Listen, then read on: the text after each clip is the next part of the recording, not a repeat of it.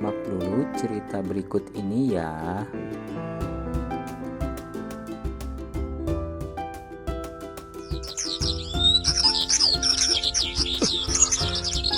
Tolong, sakit sekali.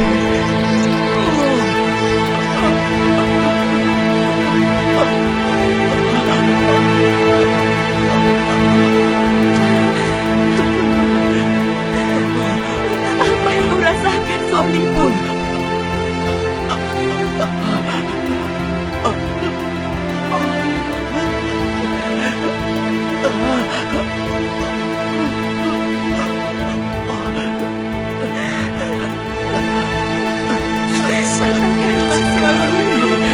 Apa yang kau rasakan?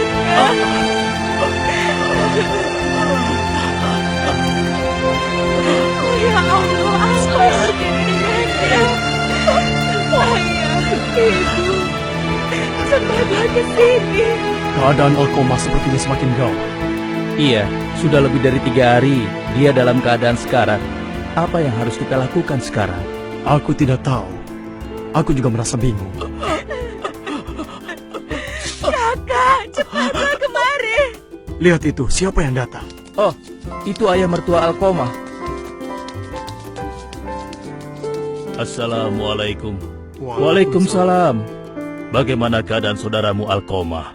Dia sakit keras, dan sepertinya dia semakin menderita. Apakah kalian sudah melihatnya? Belum. Aku baru saja mau ke rumahnya. Kalau begitu, ayo kita sama-sama menengoknya. Ayo.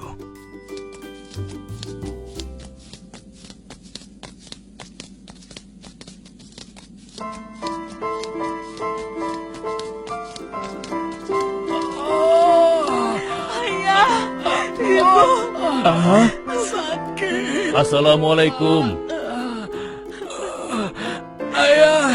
Assalamualaikum. Alkoma, kau kenapa? Ada apa dengan keponakan? Sakit. Aman, bagaimana kalau kita masuk ke dalam? Aku setuju. Ayo kita lihat. ayah, ibu. Sakit.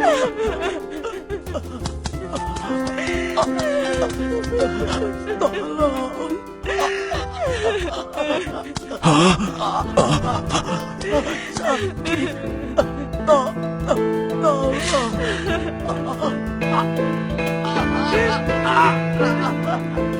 Astaghfirullahalazim. Apa gerangan yang menimpa suamimu, wahai putriku? Aku pun tidak tahu, ayah. Sudah beberapa hari ini suamiku begini. Sepertinya dia sedang sekarat. Alkoma, ucapkanlah. Asyhadu an la ilaha illallah. Ibu. Astagfirullah, suamiku. Astagfirullah. Sebenarnya apa yang terjadi dengan Alkoma?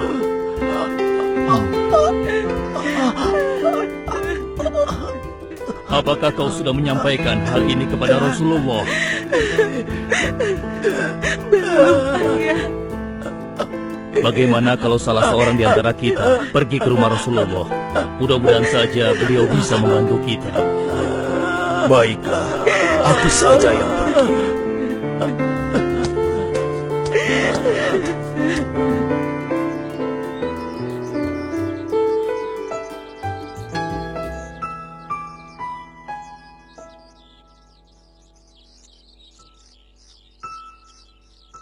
Ya Rasulullah, begitulah keadaannya.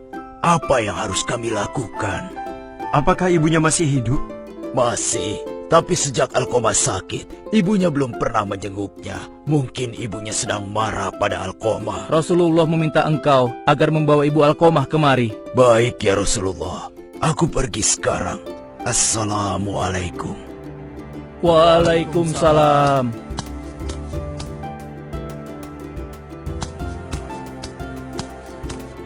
Assalamualaikum. Waalaikumsalam. Wahai adikku, saat ini putramu Alkoma sedang sakit. Aku kesini untuk menjemputmu. Tidak, aku tidak sudi datang ke rumah Alkomah. Dia bukan putraku lagi. Tapi keadaan Alkomah sangat menyedihkan.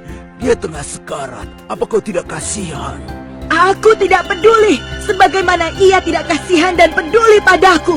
Bagaimana kalau dia meninggal? Biar saja dia meninggal dan menderita selamanya. Astaghfirullahalazim. Tapi mungkin ini terakhir kali kau melihatnya. Aku tidak peduli. Sang paman sangat terkejut dengan sikap Ibu Alkomah yang begitu membenci anak kandungnya sendiri. Baiklah kalau kau berkeras hati. Aku kesini atas permintaan Rasulullah. Beliau ingin bertemu denganmu. Benarkah? Kenapa tidak kau katakan sejak tadi? Kemarahanmu pada Alkomah telah menghalangiku menyampaikannya. Baiklah, aku segera memenuhi panggilannya. Kita berangkat sekarang.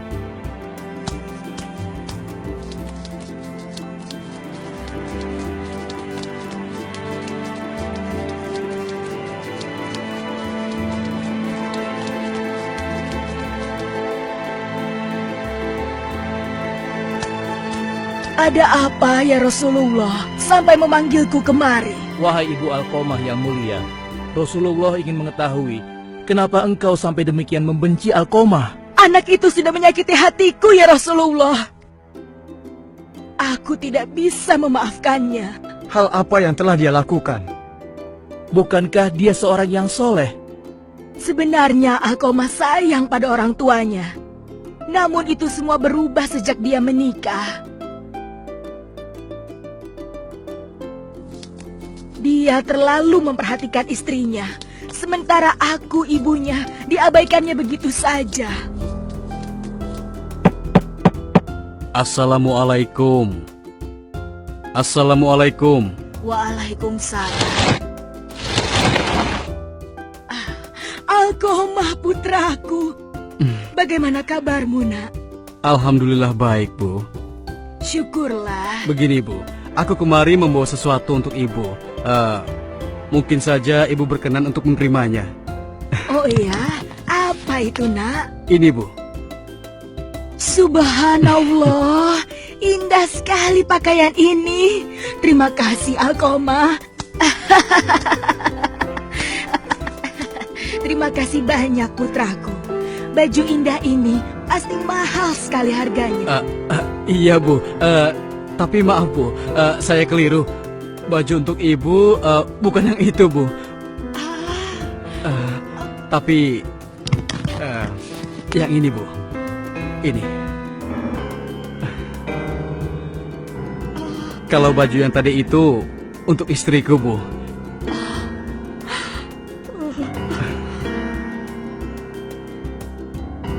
Masih ada lagi ketika aku datang berkunjung ke rumahnya.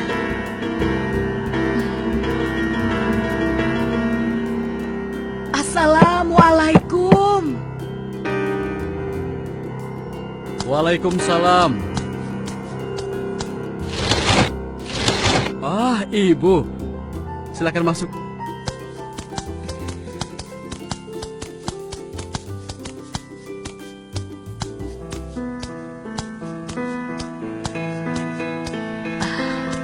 Alkomah, bolehkah ibu mencicipi kue ini? Ibu lapar sekali. Maaf, Bu, tapi kue ini pesanan istriku. Dan aku harus berjalan jauh untuk membeli kue itu. Tapi Bagaimana kalau Ibu menunggu sampai istriku pulang dari pasar? Tidak apa-apa kan, Bu?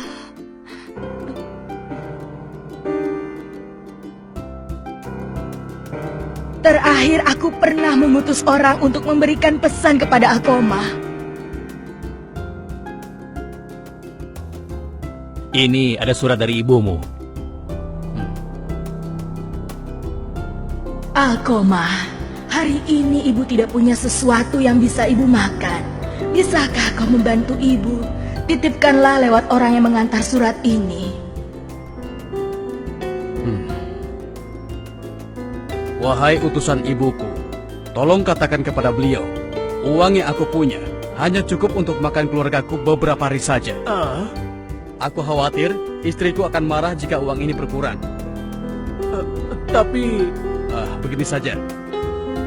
Tolong sampaikan, jika aku dapat rezeki lagi, aku pasti akan langsung mengantarkannya ke rumah ibuku, ya?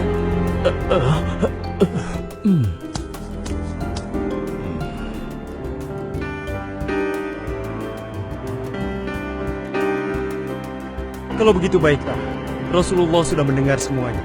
Sekarang apakah engkau masih tetap pada pendirianmu, wahai Ibunda Alqomah? Aku tidak sudi untuk mengenalnya lagi, dan aku tidak akan pernah datang ke rumahnya. Wahai Ammar, Rasulullah memerintahkan kita untuk mengumpulkan kayu bakar. Ayo cari. Kayu bakar? Untuk apa? Kayu bakar itu digunakan untuk membakar tubuh Alqomah. Benarkah?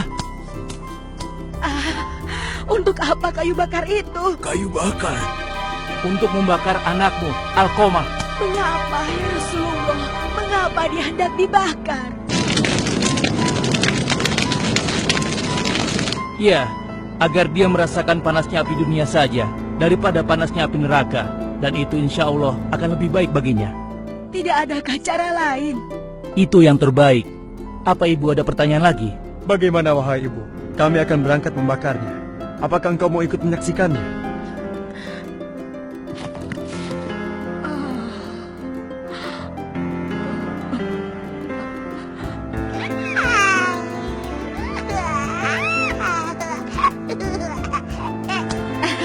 Ayo Bu, kita ke sana.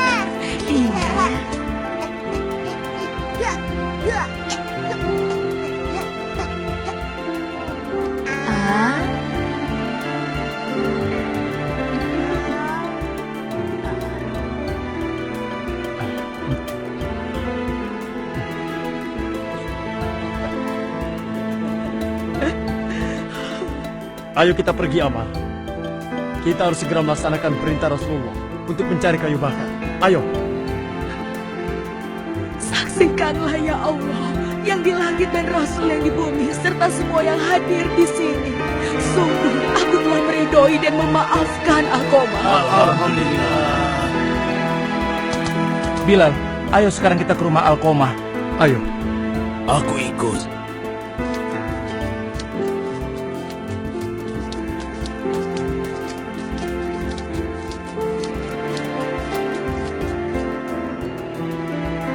Asyhadu an la ilaha illallah wa asyhadu anna Muhammadar Rasulullah.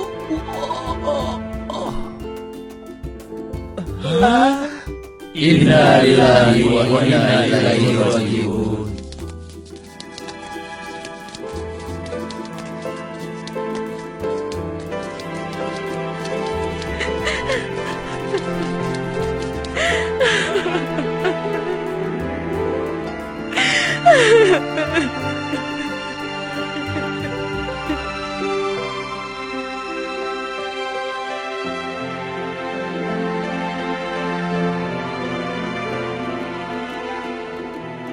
Rasulullah Shallallahu Alaihi Wasallam bersabda, "Wahai umat manusia, barang siapa yang lebih mengutamakan istrinya dibanding ibunya sendiri dan membuatnya marah, maka dia pasti mendapat kutukan dari Allah hingga."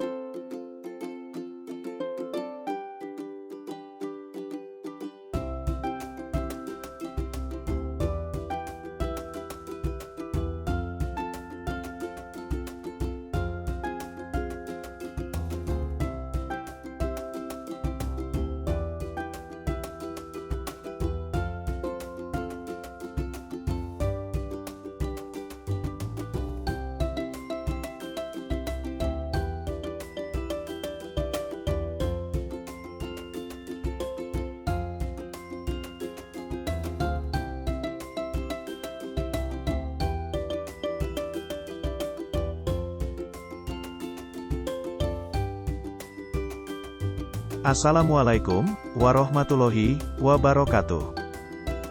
Dikisahkan di Tarim, Yaman, terdapat satu pesantren yang terkenal bernama Rubat Tarim. Pesantren ini telah melahirkan puluhan ribu ulama yang tersebar di seluruh dunia.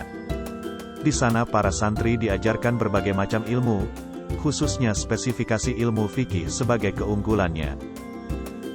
Di pesantren itu pula ada seorang santri, sebut saja namanya Fulan. Fulan ini merupakan seorang santri yang menetap 13 tahun bersama Habib Abdullah bin Umar Asy-Syatiri dan sangat cerdas, kuat hafalannya, tangkas dan rajin. Ia menjadi santri yang sudah mencapai derajat mufti saking pintarnya. Ia juga hafal semua masalah fikihiyah yang terdapat dalam kitab Tuhtatul Muhtaj, sebuah kitab yang tebalnya 10 jilid cetakan Darul Dia atau 4 jilid cetakan Darul Kutub Ilmiah. Kesehariannya di pesantren, si Fulan ini disukai oleh teman-temannya, sebab ia dibutuhkan oleh rekannya untuk menjelaskan pelajaran yang belum dipahami serta mengajar kitab-kitab lainnya. Hampir 13 tahun menjadi santri Rubat Tarim, tentu saja hampir dipastikan kapasitasnya ia termasuk ulama besar. Namanya pun tersohor hingga keluar pesantren bahwa ia termasuk calon ulama besar yang akan muncul berikutnya. Hingga akhirnya setan mengelabui si Fulan, ia pun merasa orang yang paling alim. Bahkan ia merasa kualitas dirinya sejajar dengan kealiman guru besarnya. Tidak cukup sampai di situ. Kesombongan itu berlanjut hingga ia berani memanggil gurunya dengan namanya saja, ya Abdullah. Nauzubillahi min zalik. Di mata para ahli ilmu, hal ini merupakan tindakan yang sangat-sangat tercela dan kesombongan yang nyata. Barang siapa ya memanggil gurunya dengan sebutan namanya langsung, tidak mengagungkannya ketika memanggil, maka dia tak akan meninggal, kecuali sudah merasakan hidup yang fakir baik dalam ilmu maupun materi. Melihat kesombongan si Fulan, Habib Abdullah Asy-Syatiri sabar dan memilih diam saja. Syidi Syekh Muhammad bin Ali Ba'atiyah mengatakan, diamnya seorang guru saat muridnya tidak sopan pada gurunya, tetap akan mendapatkan azab dari Allah. Kesombongan itu pun berlanjut. Si Fulan pada suatu hari akan keluar dari Rubat Tarim menuju kota Mukalla untuk berdakwah. Ia pun keluar dari pesantren begitu saja tanpa minta izin kepada Habib Abdullah Asy-Syatiri. Hingga pada saat Madras Ribat, sebutan untuk pengajian rutinan di Rubat Tarim, Habib Abdullah menanyakan keberadaan si Fulan yang biasanya duduk di depan, namun tidak kelihatan. Kemanakah si Fulan? Sebagian murid yang mengetahui menjawab, si Fulan sedang berdakwah ke kota Mukalla. Habib berkata, apakah dia izin kepadaku? Sontak murid yang lain diam saja. Dan Habib Abdullah kemudian berkata, baiklah, kalau begitu biarkan si Fulan pergi, akan tetapi ilmunya tetap di sini. Di sisi lain di kota Mukalla Yaman, para ahli ilmu dan talibul ilmi dan para pecinta Habib Abdullah Asy-Syatiri yang mendengar bahwa si Fulan santri senior Rubat Tarim akan mengisi ceramah di Masjid Baumar Mukalla Kodim, mereka pun berbondong-bondong datang. Mereka pun mempersilakan si Fulan untuk memberikan ceramahnya. Si Fulan naik ke mimbar dan memulai isi ceramahnya. Ia memulai dengan basmalah, hamdalah, solawat kepada Nabi amma ba'du. Kemudian ia membaca sebuah ayat. Ketika ingin menjelaskan ayat ini, namun, ternyata dia terdiam seperti kayu yang berdiri tegak dan kebingungan tak mampu berbicara menjelaskan ayat tersebut. Hingga dia duduk 5 menit dia terdiam di hadapan jamaah. Di hadapannya dia menoleh ke jamaah dan mereka juga memandang si Fulan. Hingga akhirnya dia duduk menangis karena semua ilmu yang pernah ia hafal hilang seketika. Bahkan kitab kecil Safinatun Najah tak hafal satu kalimat pun, apalagi kitab Tuhfah yang awalnya telah dihafal. Ketika diribat bagaikan unta yang sangat mahal harganya karena mempunyai keistimewaan dan kelebihan sendiri, jamaah yang melihatnya kaget melihat itu. Salah satu ahli ilmu di kota Mukalla yaitu Habib Abdullah Shodiq Al-Habsyi. Beliau pernah mondok mencari ilmu di Ribat Tarim selama 9 tahun. Beliau mengerti bahwa pasti ada sesuatu yang tidak beres dari si Fulan. Kemudian datanglah kabar bahwa si Fulan telah isaatul adab, berbuat kurang baik terhadap gurunya. Ia pun bertanya pada si Fulan. Setelah mendengar penjelasannya, si ahli ilmu menasehati agar ia minta maaf pada Sang Maha Guru. Memang sudah dikuasai oleh setan, ia pun enggan untuk tawadu dan minta maaf pada sang guru. Hidupnya pun bertambah tragis. Ilmunya sudah hilang dan tanpa ada keluarga yang mau menerimanya, tanpa teman yang peduli pada nasibnya. Hingga ia hidup dalam keadaan sangat miskin di pinggiran kota Mukalla dan sehari-hari menjadi penjual arang di toko area pasar. Hingga akhir hayatnya ia hidup dalam keadaan miskin, bahkan untuk sebuah kafan pun ia tak punya dan diberi sedekah oleh ahlul khair yang dermawan. Innalillahi wa inna ilaihi rojiun. Salah satu yang mengurus jenazahnya dan memberi sumbangan kain kafan adalah Habib Abdullah Shadiq Al-Habsyi. Dari kisah ini mari kita perbaiki etika kita kepada guru kita dan kepada siapapun agar tidak su'ul adab.